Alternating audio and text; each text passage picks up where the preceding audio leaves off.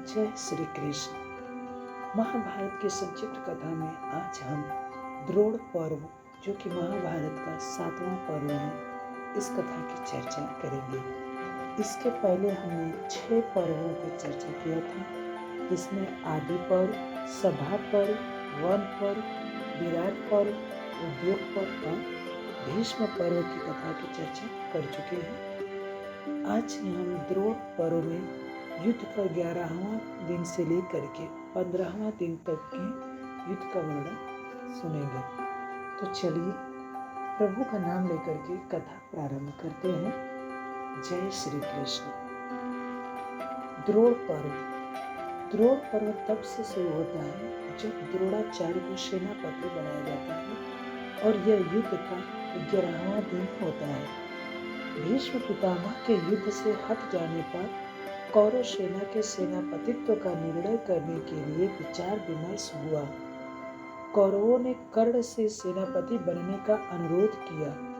कर्ण ने इसके लिए गुरु द्रोणाचार्य को अधिक उपयुक्त कहा। द्रोणाचार्य ने सेनापति का पद स्वीकार करके पांडव सेना के विनाश का संकल्प लिया। दुर्योधन ने उससे अनुरोध किया, हे गुरुवर, यदि इस युद्ध में आप युधिष्ठिर को पकड़ लेंगे तो इस युद्ध का यही अंत हो जाएगा। आप सर्वप्रथम यही कार्य करें। द्रोणाचार्य ने युधिष्ठिर को पकड़ने की प्रतिज्ञा की। युधिष्ठिर को पकड़ने की रणनीति तैयार हुई। इसके अनुसार त्रिगर्त के राजा सुशर्मा और संसप्तक अर्जुन से युद्ध करके उसे युधिष्ठिर से दूर ले जाएंगे। पीछे से युधिष्ठिर को घेर कर बंदी बना लिया जाएगा। इससे सभी सहमत थे। कर्ण के युद्ध में उतरने से कौरवों का उत्साह और बढ़ गया था। पांडव भी नई रणनीति तैयार कर रहे थे। अर्जुन ने अब छल कपट पूर्ण युद्ध होने की शंका प्रकट की। पितामह के पश्चात अब कर्ण और शकुनी को पूरी तरह छूट मिल जाएगी। श्री कृष्ण ने कहा कि अब युद्ध में युधिष्ठिर की सुरक्षा को प्राथमिकता देनी होगी। इस परामर्श के अनुसार भीम और अर्जुन युधिष्ठिर को अपने मध्य रखकर युद्ध करेंगे। इनके इधर उधर हो जाने पर धृष्टद्युम्न और सात्यकी रक्षक बनेंगे। कौरव युद्ध क्षेत्र में नए उत्साह के साथ उतरे। सेनापति द्रोणाचार्य के साथ दुर्योधन और दुशासन थे। जयद्रथ, कृपाचार्य, कृतवर्मा, अश्वत्थामा और कर्ण पीछे अपने अपने रथों पर सवार थे। अर्जुन ने कौरवों की व्यूह रचना देखी। वे समझ गए कि इसे युधिष्ठिर को पकड़ने के लिए रचा गया है। उन्होंने सात्यकी को बुलाया और युधिष्ठिर की हर कीमत पर रक्षा करने के लिए कहा। इसके पश्चात अर्जुन ने 2 बाण चलाकर गुरु द्रोणाचार्य के चरणों में प्रणाम किया। उन्होंने अर्जुन को आशीर्वाद दिया।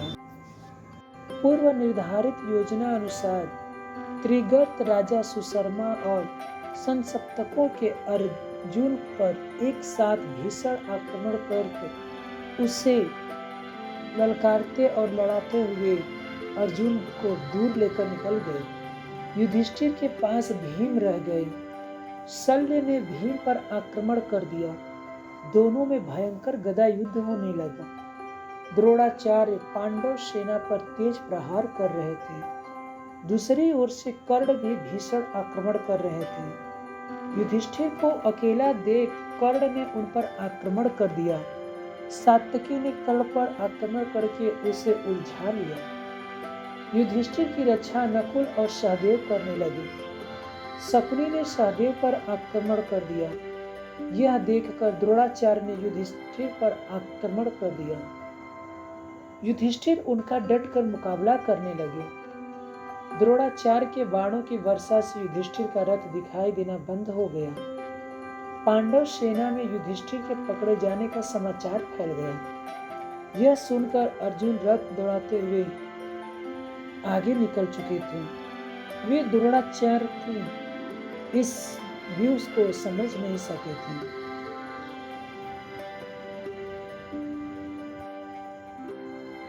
उधर युधिष्ठिर का बंदी बन जाने का समाचार सुनकर अर्जुन तेजी से साथ वहां पहुंचे और वे द्रोणाचार्य पे तीव्र बाण बरसाने लगे। उन्होंने कौरव सेना पर पैर उखाड़ दिए। उधर भीम ने शल्य को घायल कर दिया। संध्या हुई, युद्ध बंद हुआ। युधिष्ठिर को न पकड़ पाने की असफलता लिए द्रोणाचार्य लौट गए। युद्ध का 12वां दिन। इस दिन सत्यजीत का वध हो जाता है। 12वां दिन का युद्ध आरंभ होने से पूर्व अर्जुन ने सत्यजीत पर युधिष्ठिर की रक्षा का दायित्व सौंपा। उन्होंने युधिष्ठिर को समझाया कि यदि सत्यजीत मारा जाए तो वे तत्काल युद्ध स्थल से चले जाएं। सुशर्मा ने अर्जुन पर आक्रमण कर दिया। वह लड़ते लड़ते अर्जुन को दूर ले गया। अर्जुन त्रिगर्त राज की रणनीति से क्षुब्ध और क्रोधित थे। उन्होंने भयंकर युद्ध करके त्रिगर्त सेना का संहार कर डाला। शेष बचे सैनिक एकत्र होकर कृष्ण और अर्जुन पर बाण वर्षा करने लगे। कृष्ण घायल हो गए। यह देख क्रुद्ध अर्जुन ने वायव्य अस्त्र चलाकर त्रिगर्त की संपूर्ण सेना को मार डाला। श्री कृष्ण रथ लौटाकर युधिष्ठिर के निकट ले चले। प्रागज्योतिष देश के राजा भगदत्त ने उन पर आंखियों का दौड़ान दिया। अहंकारी भगदत्त ने अर्जुन पर आक्रमण कर दिया और अर्जुन के बाणों के समक्ष भगदत्त की सेना टिक न पाई। यह देखकर भगदत्त ने अर्जुन पर पूरी शक्ति के साथ अंकुश फेंका। इसे श्री कृष्ण ने रोक लिया। अर्जुन ने अर्धचंद्र बाण चलाकर भगदत्त का सिर काट डाला। सत्यजीत सुदृढ़ दीवार की भांति द्रोणाचार्य से युधिष्ठिर की रक्षा करते रहे थे। उन्होंने अपने बाणों से द्रोणाचार्य के रथ के पहिए ध्वस्त करके घोड़ों को मार डाला। क्रुद्ध द्रोणाचार्य ने अर्धचंद्र बाण चलाकर सत्यजीत का सिर काट दिया। सत्यजीत को गिरते देख युधिष्ठिर ने युद्ध क्षेत्र त्याग दिया। अर्जुन ने वहां पहुंचकर सत्यजीत को मृत पाया। युधिष्ठिर को न पाकर उनका क्रोध भड़क उठा। वे कौरव सैनिकों पर विद्युत गति से टूट पड़े। निराश द्रोणाचार्य ने संध्या होते देख युद्ध बंद करने का शंख बजा दिया। रात्रि को कौरव शिविर में विचार विमर्श हुआ। क्षुब्ध दुर्योधन ने गुरु द्रोणाचार्य पर आरोप लगाया कि पांडवों के प्रति विशेष स्नेह भाव के कारण वे युधिष्ठिर को नहीं पकड़ रहे हैं। इस पर द्रोणाचार्य विचलित हो उठे। उन्होंने कहा, अर्जुन हमारी व्यूह रचना जान लेता है। हम कल चक्रव्यूह की रचना करेंगे। इसे भेदने का ज्ञान केवल अर्जुन को है। उसे वो यहाँ से दूर ले जाने पर हम युधिष्ठिर को सहजता से बंदी बना लेंगे। अब युद्ध का 13वां दिन शुरू होता है, जिसमें द्रोणाचार्य के द्वारा व्यूह रचना की जाती है।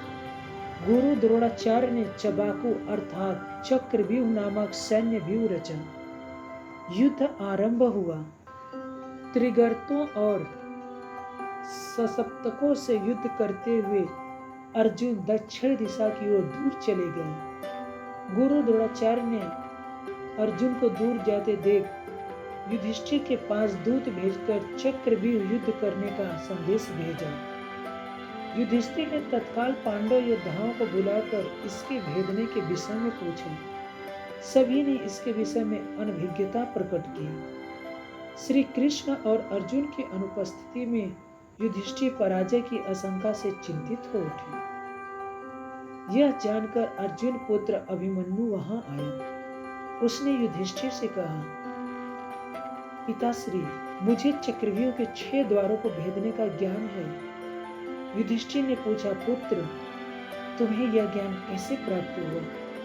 अभिमन्यु बताते हैं कि मैं जब माता के गर्भ में था तब पिताजी माँ को चक्रव्यूह युद्ध की जानकारी दे रहे थे। पिताजी जब 7वें द्वार में प्रवेश करने के विषय में बता रहे थे तब माँ सो गई, इसलिए मैं आगे न सुन सका। आप चिंता न करें, युद्ध की चुनौती स्वीकार कर लें, मैं चक्रव्यूह भेदने जाऊंगा। इधर अभिमन्यु की बात सुनने के बाद भीम ने कहा कि 7वां द्वार की चिंता न करो पुत्र, 7वां द्वार तो मैं अपनी गदा से तोड़ दूंगा। अभिमन्यु के संकल्प से पांडव वीरों में उत्साह भर आया। अभिमन्यु को सेनापति बनाया गया। वह वीर माता सुभद्रा से आशीर्वाद लिया था। माता सुभद्रा ने गर्व से उसे अस्त्र शस्त्रों से सुसज्जित करके युद्ध में विजय होने का आशीर्वाद देकर भेजा था। माता से मिलकर अभिमन्यु पत्नी उत्तरा से मिलकर आए थे। उत्तरा ने रात एक बुरा सपना देखा था। उसे स्मरण कर उसने अभिमन्यु को बताया। अभिमन्यु ने उसे चिंता न करने के लिए कहा और उसने उसे समझाया, महापराक्रमी धनुर्धर अर्जुन के पुत्र और महान तेजस्वी श्री कृष्ण के भांजे के रूप में आज मुझे कुल गौरव की बुद्धि का अवसर प्राप्त हुआ है। माफ करिएगा, गौरव की वृद्धि का अवसर प्राप्त हुआ है। मैं यदि विजयी हुआ तो तुम्हें मुझ पर गर्व होगा और यदि वीर गति को प्राप्त हुआ तो तुम मेरी वीरतापूर्ण युद्ध की गाथा सुनकर गौरवान्वित होगी। उत्तरा ने अश्रुपूर्ण नेत्रों से विजय की कामना के साथ अभिमन्यु को भेजा था। अभिमन्यु का चक्रव्यूह भेदन अब कैसे हुआ वो देखते हैं। अभिमन्यु रथ पर सवार होकर युद्ध स्थल पर पहुंचा। उसके पीछे पीछे चारों पांडव तथा धृष्टद्युम्न और सात्यकी आदि उसकी रक्षा करने के लिए खड़े थे। अभिमन्यु चक्रव्यूह के पहले द्वार पर पहुंचा। उसने पांडव महारथियों से कहा, जयद्रथ चक्रव्यूह के पहले द्वार की रक्षा कर रहे हैं। मैं इनसे जैसे ही प्रवेश करूं, आप सब मेरे पीछे पीछे आ जाएं। इतना कह अभिमन्यु जयद्रथ पर आक्रमण करके चक्रव्यूह में प्रविष्ट हो गया। भीम ने अपने रथ को उसके पीछे लगाया। जयद्रथ ने पूरी शक्ति के साथ भीम को रोक लिया। शेष पांडव वीर भीम के पीछे थे, इसलिए वे भी चक्रव्यूह में प्रवेश न कर सके और जयद्रथ अकेले चारों पांडवों को एक साथ रोके रखा। दूसरे द्वार के रक्षक द्रोणाचार्य थे। अभिमन्यु ने बाण चलाकर उनका धनुष काट डाला। द्रोणाचार्य अभिमन्यु की वीरता पे दंग रह गए। देखते ही देखते अभिमन्यु तीसरे द्वार पे जा पहुंचा। तीसरे द्वार रक्षक के रूप में कर्ण को देखकर अभिमन्यु ने उस पर प्रचंड शक्ति से बाण वर्षा कर दी। कर्ण घायल होकर सिद्ध खो बैठा। अभिमन्यु तत्काल चौथे द्वार पर जा पहुंचा। वहां अश्वत्थामा खड़ा था। उसने अभिमन्यु की बढ़ती गति को बाण वर्षा करके रोक दिया। अश्वत्थामा के पास अपने पिता द्रोणाचार्य की धनुर्विद्या थी, तो अभिमन्यु के पास पिता अर्जुन का ज्ञान और भगवान कृष्ण का ज्ञान विद्या और रणनीति। दोनों वीर देर तक युद्ध करते रहे। अश्वत्थामा को पराजित करके अभिमन्यु पांचवें द्वार पर पहुंचा।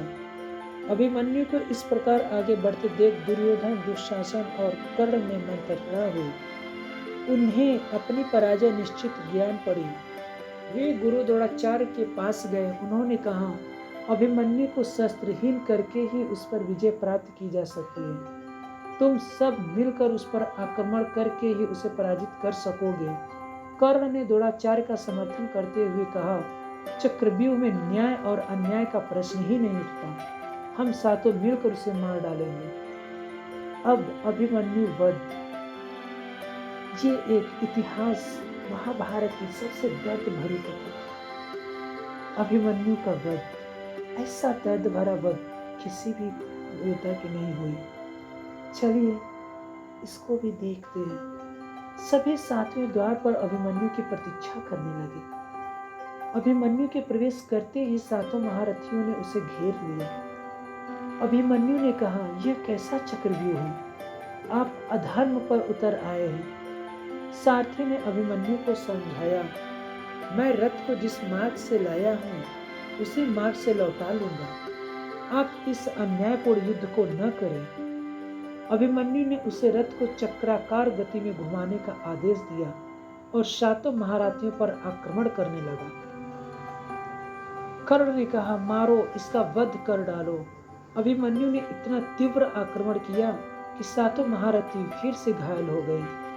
अभिमन्यु का रथ टूट गया। सारथी और घोड़े घायल हो गए। वह रथहीन युद्ध करने लगा। उसके पास अस्त्र शस्त्र न बचे तो उसने रथ का टूटा पहिया उठा लिया। उसे चक्र के समान घुमाकर लड़ने लगा। अश्वत्थामा ने उस पहिए को काट दिया। द्रोणाचार्य ने कहा, इसके कवच को नहीं भेदा जा सकता, इसलिए इसके सिर पर प्रहार करो। दुर्योधन के पुत्र लक्ष्मण ने निहत्थे अभिमन्यु के सिर पर गदा दे मारी। अभिमन्यु ने वही गदा उठाकर लक्ष्मण के सिर पर मारी। अभिमन्यु और लक्ष्मण दोनों मारे गए। अभिमन्यु को मरते ही कौरवों ने हर्ष ध्वनि की। युद्ध समाप्त होने की शंख ध्वनि हुई। ये महाभारत का सबसे कष्टदायक मरने वाला योद्धा वीर अभिमन्यु था, जो आज इतिहास में अमर है। अब अर्जुन की प्रतिज्ञा। सातों महारथियों द्वारा मिलकर अभिमन्यु के वध की सर्वत्र निंदा की जाने लगी। पांडवों में शोक सा छा गया। युधिष्ठिर में अर्जुन का सामना करने की शक्ति नहीं थी। भीम जयद्रथ को हराकर चक्रव्यूह में प्रवेश न कर सकने से परेशान थे। सुभद्रा रो रो कर बेसुध हो रही थी। उत्तरा को कुछ न सूझ रहा था। सैनिकों के शवों के मध्य पड़े अभिमन्यु के शव को देखकर उत्तरा अचेत हो गई। सुभद्रा का रुदन हृदय को भेद रहा था। उत्तरा ने पति के साथ ही प्राण त्यागने चाहे। उत्तरा के गर्भवती होने के कारण सुभद्रा ने उसे ऐसा करने के लिए समझाया कि वह ऐसा न करे। अर्जुन शिविर में लौटे तो चारों ओर शोक का वातावरण छाया हुआ था। अभिमन्यु की अन्यायपूर्ण ढंग से की गई हत्या का समाचार पाकर वे धैर्य खो बैठे। शोकाकुल होकर वे बिलख पड़े। श्री कृष्ण ने उन्हें ढाढ़स बंधाते हुए कहा, अर्जुन धैर्य रखो। अभिमन्यु की मृत्यु पर शोक नहीं, गर्व करना चाहिए। उसने युद्ध क्षेत्र में शत्रुओं का पूर्वक सामना करते हुए वीरगति प्राप्त की है। अर्जुन कुछ संभले। श्री कृष्ण ने कहा, अभिमन्यु की मृत्यु का कारण जयद्रथ है। उसे भगवान शिव से वरदान प्राप्त था कि अर्जुन के अतिरिक्त शेष पांडव उसे नहीं हरा सकेंगे, इसलिए उसे चक्रव्यूह के प्रथम द्वार पर रखा गया था। यह जानकर अर्जुन ने प्रतिज्ञा की, मैं कल सूर्यास्त से पूर्व जयद्रथ का वध कर दूंगा। यदि मैं ऐसा न कर सका तो अग्नि में जलकर अपना आत्मदाह कर लूंगा। अर्जुन की प्रतिज्ञा से दुर्योधन, जयद्रथ, कर्ण सभी चिंतित होकर द्रोणाचार्य के पास पहुंचे। द्रोणाचार्य ने समझाया कि कल के युद्ध में वे जयद्रथ को अर्जुन के समक्ष आने ही न देंगे। युद्ध का 14वां दिन। जयद्रथ का वध। जयद्रथ की रक्षा के लिए द्रोणाचार्य ने विशिष्ट व्यूह रचना की। वे सबसे आगे थे। उनके 6 कोस पीछे लगभग 1 लाख सैनिकों के साथ कर्ण, अश्वत्थामा और कृपाचार्य जयद्रथ की रक्षा कर रहे थे। उनके आगे दुःशासन था। उनके आगे सकट व्यूह रचा गया था। इसके मुख्य द्वार पर द्रोणाचार्य स्वयं थे। उसे पूर्ण विश्वास था कि अर्जुन संध्या से पूर्व जयद्रथ नहीं पहुंच सकेगा। अर्जुन अभिमन्यु की मृत्यु का प्रतिशोध लेने के लिए कौरव सेना पर साक्षात मृत्यु बनकर टूट पड़े। अर्जुन के मुख पर अद्भुत तेज था। उन्होंने द्रोणाचार्य पर तीव्र आक्रमण किया।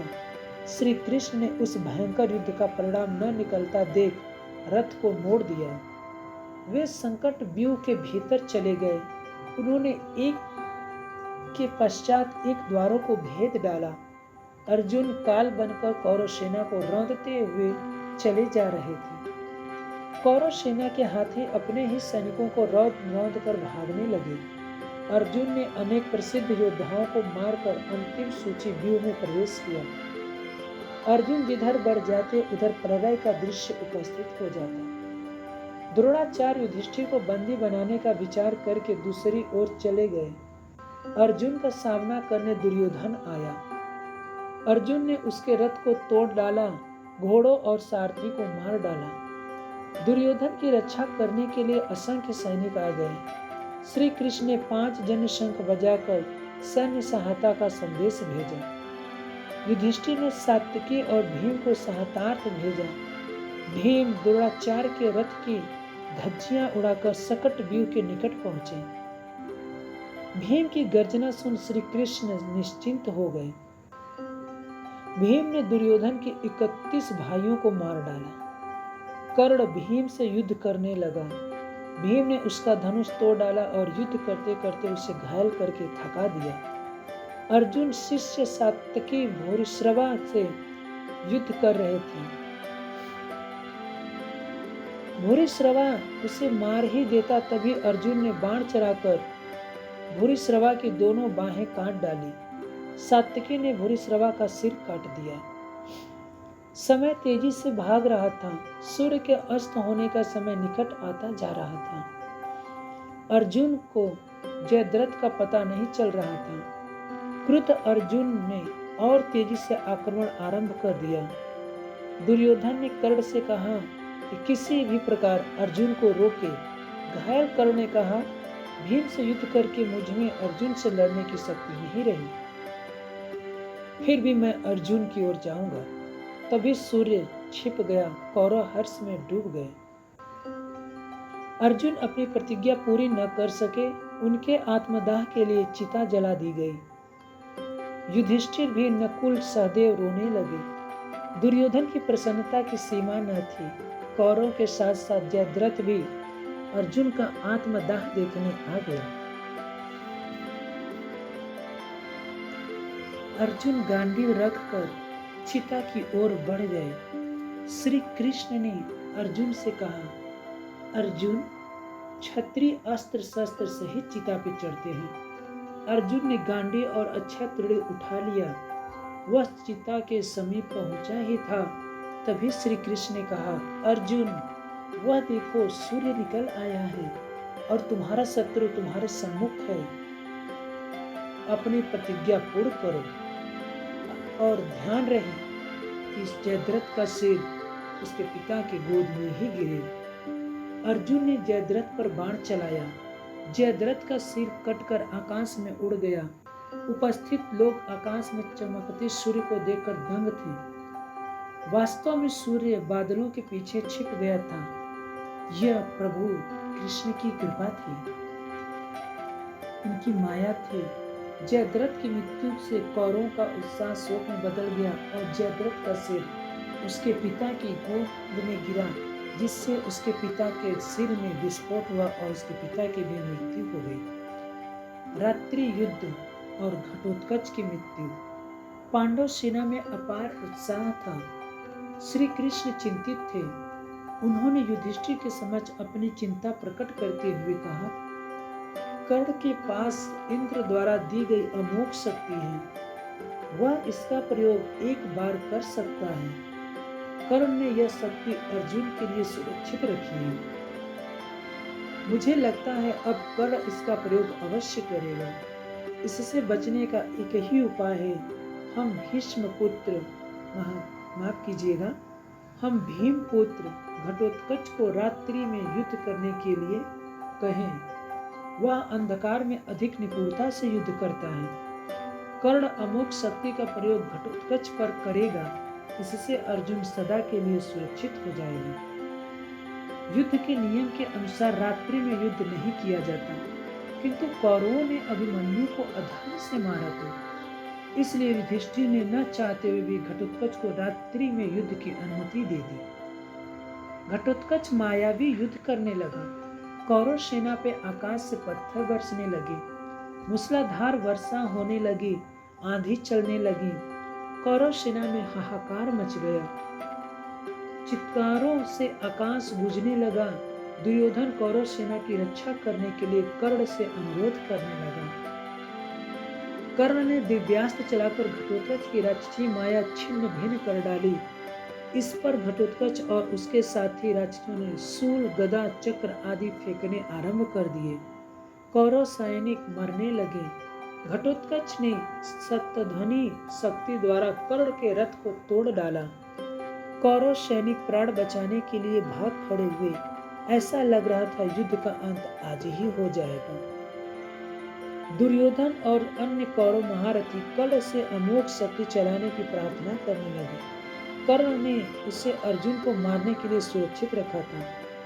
घटोत्कच के भयंकर युद्ध ने उसे अमोघ शक्ति चलाने के लिए विवश कर दिया। अमोघ शक्ति लगते ही घटोत्कच की छाती फट गई। घटोत्कच के मरते ही दुर्योधन ने कर्ण को गले से लगा लिया। भीम के पुत्र की मृत्यु से पांडव शोकमग्न थे। कृष्ण के मुख का मुस्कान थी। उधर कर्ण विजयी होकर भी चिंतित था। युद्ध का 15वां दिन, विराट, द्रुपद और द्रोणाचार्य की मृत्यु। रात्रि के भयंकर युद्ध से थकी कौरव सेना विश्राम के पश्चात द्रोणाचार्य के नेतृत्व में पुनः रण क्षेत्र में डट गई। द्रोणाचार्य ने युधिष्ठिर की रक्षा में अपने पुराने शत्रु पांचाल नरेश द्रुपद को देखा तो उनका क्रोध भड़क उठा। युधिष्ठिर से दूसरी ओर राजा विराट थे। द्रोणाचार्य ने दिव्यास्त्र चलाकर दोनों को मार दिया। द्रुपद पुत्र धृष्टद्युम्न ने पांचाल सेना के साथ उन पर आक्रमण कर दिया। धृष्टद्युम्न द्रोणाचार्य का कुछ न बिगाड़ सके। द्रोणाचार्य जिधर निकल जाते उधर असंख्य पांडव सैनिक मारे जाते। द्रोणाचार्य का ऐसा क्रुद्ध रूप देखकर श्री कृष्ण भी चिंतित होकर अर्जुन से कहा, द्रोणाचार्य अपने पुत्र अश्वत्थामा को अपने प्राणों से अधिक प्रेम करते हैं। उन्हें यह समाचार दिया जाए कि अश्वत्थामा मारा गया है। यह सुनकर वह शोक में डूब जाएंगे, तब उन्हें मारा जा सकता है। अर्जुन ने कहा, यह असत्य है। श्री कृष्ण ने अर्जुन को बताया कि अभी अभी अवंती के राजा के अश्वत्थामा नामक हाथी का वध भी भीम ने किया है। यदि द्रोणाचार्य युधिष्ठिर से पूछे तो वे हाँ कह दे। अश्वत्थामा मारा गया, अश्वत्थामा मारा गया। भीम ने चारों ओर से ये आवाजें चिल्लाने लगे। द्रोणाचार्य घबरा गए। उन्होंने युधिष्ठिर से पूछा। युधिष्ठिर ने कहा, हाँ, अश्वत्थामा मारा गया। वह मनुष्य नहीं, हाथी था। युधिष्ठिर के हाँ, अश्वत्थामा मारा गया कहते ही श्री कृष्ण ने शंख बजा दिया। पुत्र की मृत्यु के पश्चात से द्रोणाचार्य ने अस्त्र शस्त्र फेंक दिया और धृष्टद्युम्न ने ध्यानमग्न द्रोणाचार्य का सिर काट डाला। पिता की छल पूर्ण मृत्यु का समाचार पाकर अश्वत्थामा ने पांडवों पर दिव्यास्त्रों से भीषण आक्रमण कर दिया। अर्जुन उसके बाणों के उत्तर देते रहे। संध्या होने पर युद्ध बंद हुआ। यहीं पे समाप्त होता है द्रोणाचार्य पर्व। अगला पर्व हम कर्ण पर्व की कथा सुनेंगे। जय श्री कृष्ण।